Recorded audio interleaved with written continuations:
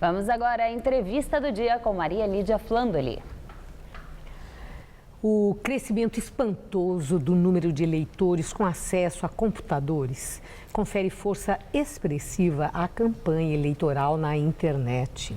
Para falar do uso e abuso desse tipo de marketing eleitoral, hoje entrevisto o advogado Coriolano Camargo, que é presidente da Comissão de Direito Eletrônico e Crimes de Alta Tecnologia da OAB de São Paulo.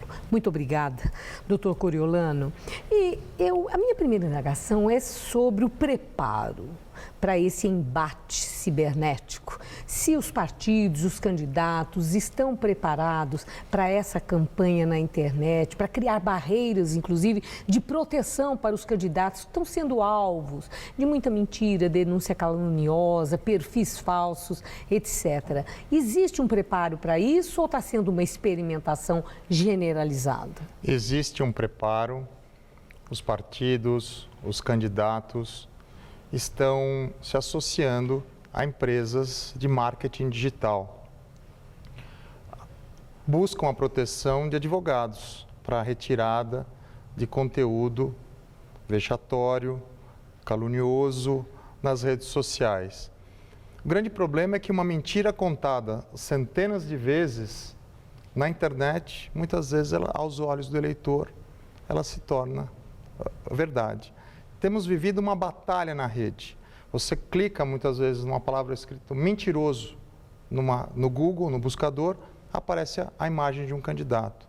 Você consegue isso através de meta-tags, de estratagemas digitais. Então, quem quer se defender precisa contratar uma empresa especializada em segurança da informação para desfazer esse estratagema ou blindar o candidato, digamos assim. Mas eu confesso que eu temo que isso possa ser até uma guerra perdida, considerando que o período eleitoral de campanha tem um tempo determinado. Sim. A velocidade desse cyber-universo é uma coisa de louco. Sim. Então, os especialistas que eu disse que estão aí assessorando candidatos e partidos, eles correm para tirar perfis falsos, essas denúncias, etc. Mas a velocidade com que eles substituem esses perfis é muito grande. O que vocês da área do direito podem fazer no sentido de intimidar? O que acontece? A Constituição Federal, pela primeira vez, traz o superprincípio, na minha opinião, o princípio da proteção da dignidade da pessoa humana.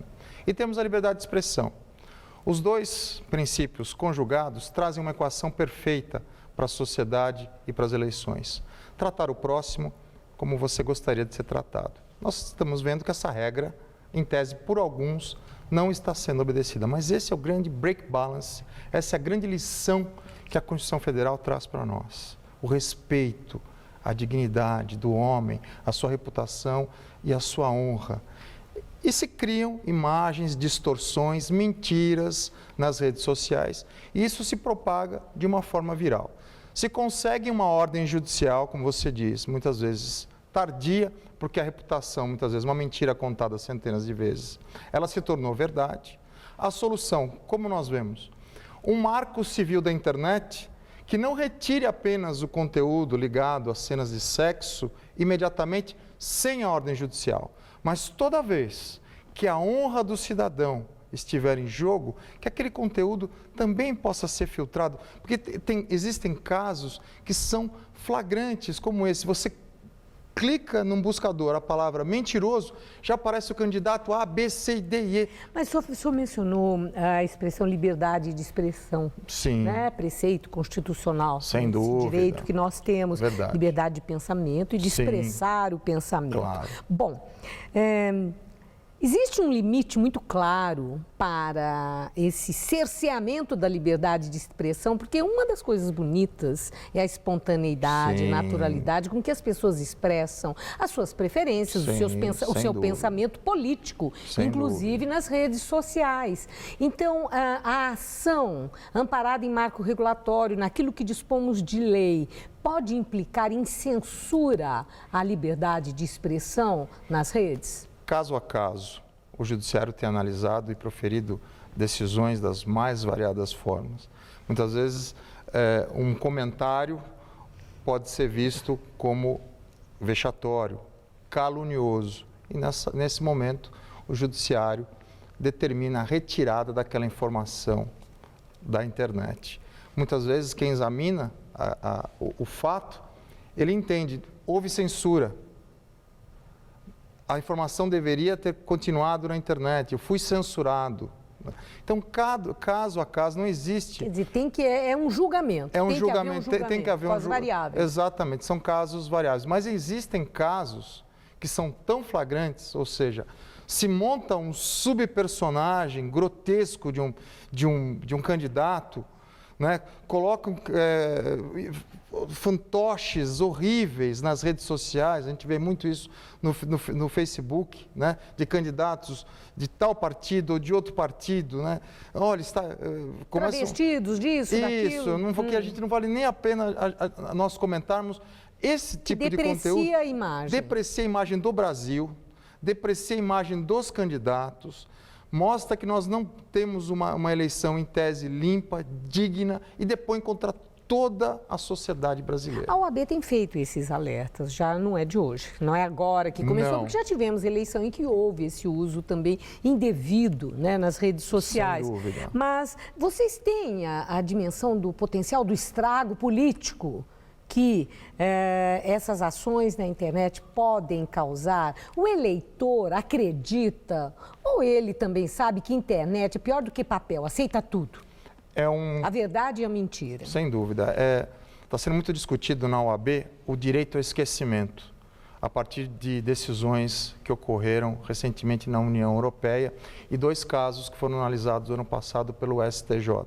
Se nós temos realmente incorporado na nossa Constituição Federal um direito ao esquecimento, aí nós temos algumas correntes, as comissões da verdade, espalhadas pelo Brasil, que estão estudando as questões ligadas a um passado militar que nós tivemos, até que ponto o que aconteceu no passado deve ser esquecido ou se trata de um resgate histórico. Até que ponto determinados políticos têm que ser atingidos ainda pelo seu passado ligado à ditadura militar ou não. Então, são princípios novos ligados à eleição e a OAB tem se debruçado em diversos estudos procurando criar pensamentos que tragam essa equação de volta para a sociedade. Liberdade de expressão, sim. Críticas contundentes, sim, mas críticas construtivas, respeitando a dignidade da pessoa humana, a dignidade do homem. Vamos construir um debate e não destruir com xingamentos, ofensas e criações de personagens horríveis nas redes sociais. Encerrando, o que é que as patrulhas virtuais criadas pelos partidos podem efetivamente fazer como mecanismo de proteção a essa imagem, à honra e à dignidade de cada candidato? É lícito o monitoramento da conduta dos partidos e dos candidatos na internet. Você pode fazer esse monitoramento. Verificando que existe um abuso, é necessário que se notifique a rede social, é necessário que se peça ao judiciário uma remoção imediata daquele conteúdo, é necessário que os partidos façam campanhas educacionais de conscientização rapidamente, para que nós tenhamos uma campanha limpa, uma campanha transparente, uma campanha de construção de propostas para um Brasil melhor e não uma campanha voltada a xingamentos, ofensas e depreciação do homem e de figuras públicas. Vamos criticar de forma firme, contundente, mas com sabedoria. Muito obrigada. Uma boa noite. Muito obrigado. Gabriel.